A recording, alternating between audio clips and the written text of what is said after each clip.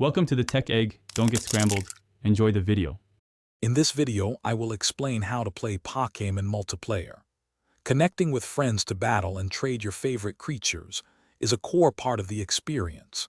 You can engage in multiplayer fun using either local wireless communication or by connecting through online internet features. We will cover how to set up both types of connections, ensuring you and your friends can enjoy countless hours of Pokémon adventures together, no matter where you are. For local wireless play, you and your friend need to be physically close to each other, typically within about 10 to 15 feet. Both players should open their game and navigate to the local communication menu. From there, one player will host a session, and the other will join.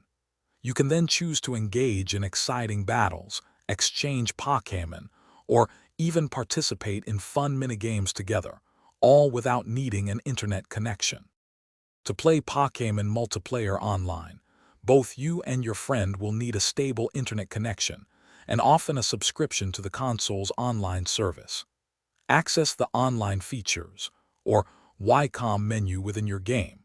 You can then use a unique 8-digit link code to connect directly with a specific friend for battles or trades. This allows you to play with anyone, anywhere in the world, expanding your Pokémon journey significantly. When engaging in multiplayer, consider building a well-rounded team of 6 Pokémon with varied types to cover different strategies.